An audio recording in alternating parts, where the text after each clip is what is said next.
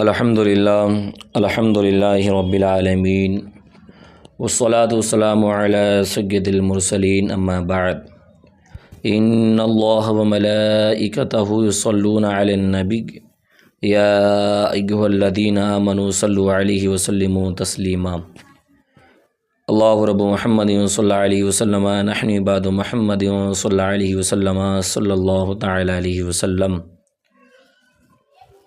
تو آج کا درس بہار شریعت حصہ اول صفحہ نمبر 172 ایمان و کفر کا بیان۔ اور سماعت کرنے سے پہلے اچھی نیتیں کر لیں، کیونکہ حضور کی حدیث پاک ہے نیت المؤمن خیر من عملی، یعنی مسلمان کی نیت اس کے عمل سے بہتر ہے۔ اور آپ سبھی کا ہمارے YouTube channel Barkati online academy سے جڑنے کے لیے آپ کا بہت بہت شکریہ۔ اللہ آپ سب کو جزائے خیر عطا فرمائے، دارین کی نعمتوں سے مالا مال فرمائے۔ تو ایمان و کفر کا بیان۔ ایمان اسے کہتے ہیں کہ سچے دل سے ان سب باتوں کی تصدیق کرے جو ضروریات دین ہیں، اور کسی ایک ضرورت دینی کے انکار کو کفر کہتے ہیں، اگرچہ باقی تمام ضروریات کی تصدیق کرتا ہو۔ اور ضروریات دین وہ مسائل دین ہیں جن کو ہر خاص و عام جانتے ہوں، جیسے اللہ عز و جل کی وحدانیت، انبیاء کی نبوت، جنت و نار، حشر و نشر وغیرہ۔ مثلا یہ اعتقاد کہ حضور اقدس صلی اللہ علیہ وسلم خاتم النبیین ہیں، اور حضور صلی اللہ علیہ وسلم کے بعد کوئی نیا نبی نہیں ہو سکتا۔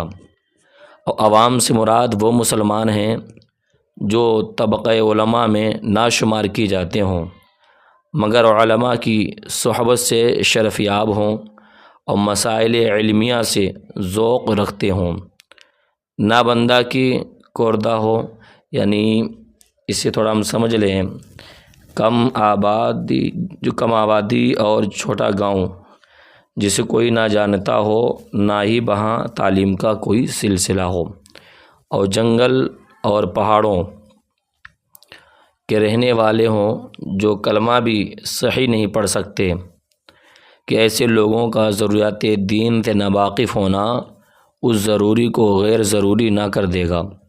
البتہ ان کے مسلمان ہونے کے لیے بات ضروری ہے کہ ضروریات دین کے منکر نہ ہوں، اور یہ اعتقاد رکھتے ہوں کہ اسلام میں جو کچھ ہے حق ہے، ان سب پر اجمالاً ایمان لائے ہوں۔ عقیدہ نمبر 1، اصل ایمان صرف تصدیق کا نام ہے، اور اعمال بدن تو اصلاً جزء ایمان نہیں۔ رہا اقرار، اس میں یہ تفصیل ہے کہ اگر تصدیق کے بعد کو اظہار کا موقع نہ ملا تو عند اللہ مومن ہے، اور اگر موقع ملا اور اس سے مطالبہ کیا گیا اور اقرار نہ کیا تو کافر ہے۔ اگر مطالبہ نہ کیا گیا تو احکام دنیا میں کافر سمجھا جائے گا، نہ اس کے جنازے کی نماز پڑھیں گے، نہ مسلمانوں کی قبرستان میں دفن کریں گے، مگر عند اللہ مومن ہے، اور اگر کوئی امر خلاف اسلام ظاہر نہ کیا ہو۔ عقیدہ نمبر 2، مسلمان ہونے کے لیے یہ بھی شرط ہے کہ زبان سے کسی ایسی چیز کا انکار نہ کرے جو ضروریات دین سے ہے، اگرچہ باقی باتوں کا اقرار کرتا ہو۔ اگرچہ وہ یہ کہے کہ صرف زبان سے انکار ہے اور دل میں انکار نہیں، کہ بلا اکراہ شرعی، یعنی بغیر شرعی مجبوری کے مسلمان کلمہ کفر صادر نہیں کر سکتا۔ وہی شخص ایسی بات منہ پر لائے گا جس کے دل میں اتنی ہی بقعت ہے کہ جب چاہا انکار کر دیا، اور ایمان تو ایسی تصدیق ہے جس کے خلاف کی اصلاً گنجائش نہیں۔ مسئلہ نمبر 1،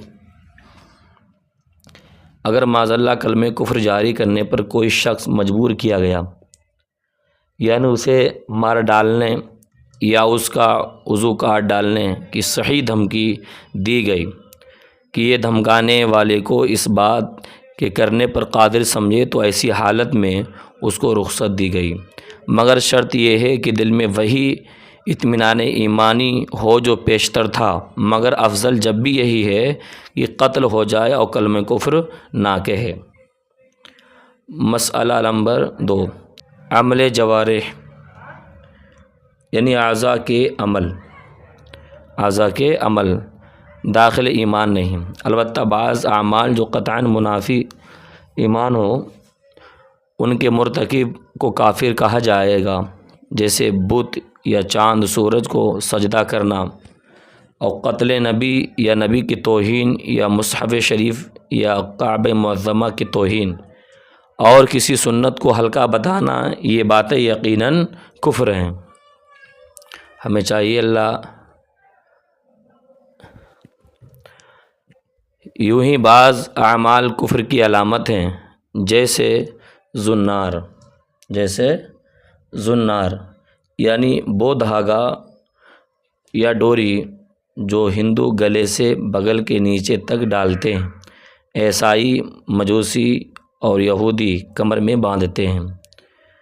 تو باندھنا یعنی زنار باندھنا، سر پر چٹیا رکھنا، اور قشقہ یعنی ٹیکا تلک جو ہندو ماتھے پر لگاتے ہیں۔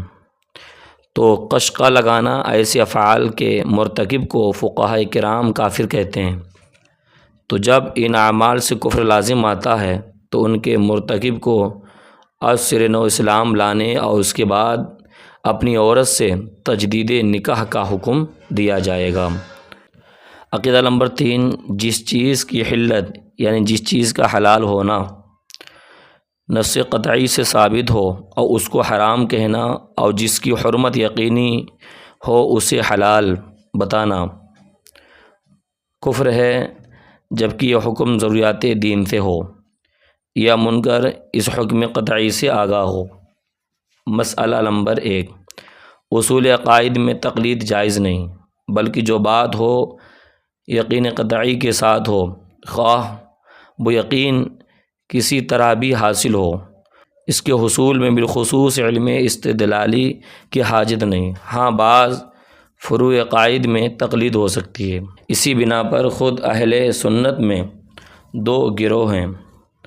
ماتریدیہ کی امام علم الہدیٰ حضرت ابو منصور ماتریدی رضی اللہ تعالیٰ عنہ کے متبع ہوئے، اور اشاعرہ کے حضرت امام شیخ ابو الحسن اشعری رحمۃ اللہ تعالیٰ علیہ کے تابع ہیں۔